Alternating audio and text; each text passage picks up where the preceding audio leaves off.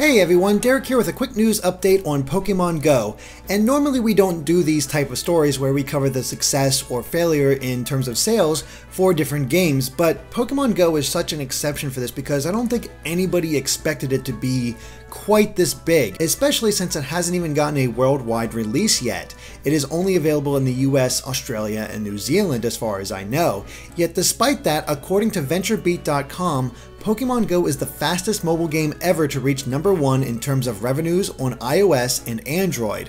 And it reached that position on the charts in less than a day on iOS and in just 4 days on Android. The previous holder was Clash Royale, which was the sequel to Clash of Clans.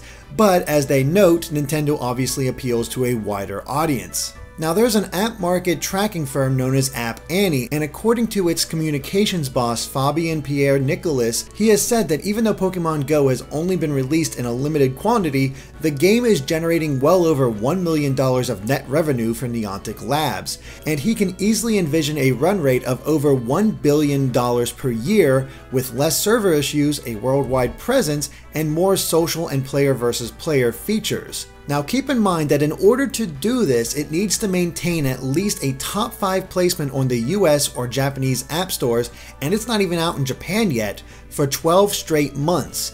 And to do that, they'll have to keep players engaged and spending money. Of course, that is not easy because after the honeymoon period where we're all so excited about this, people might not continue to care anymore, and it's all up to Niantic to keep that interest there.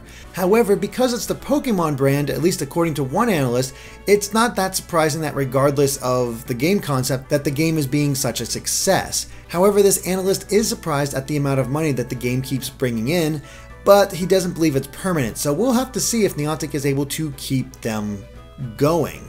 And the analyst does worry about the game's longevity as the freshness of the concept wears off and it is copied. But as VentureBeat notes, this is Pokemon. People want Pokemon. Just taking the concept and making it something else is not going to make it as popular. Now the interesting thing is, even beyond this VentureBeat article, there are some numbers out there about just how well Pokemon Go is doing. And according to a forum post on NeoGAF by BD1, sourcing TechCrunch and Reuters, it is on 5% of active US Android devices, which is more than Tinder.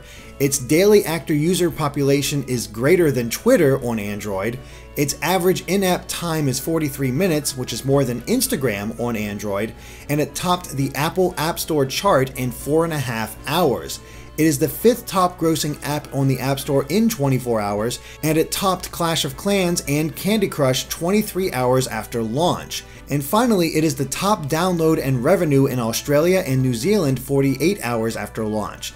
Needless to say, if it hasn't been obvious already with just the sheer amount of people playing and the pictures of people congregating to play this game, it is a massive success, and we're just as curious as everybody else to see if it can maintain that, especially over time. But there is one thing that people seem to be forgetting, and that's that the app only has the original Gen 1 Pokemon available.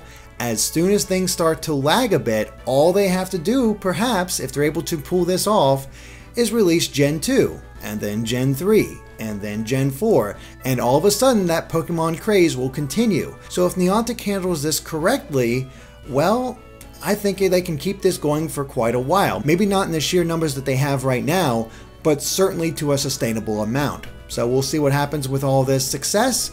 And of course, stay tuned to Game Explained for more on Pokemon and other things gaming as well. Alright guys, bye.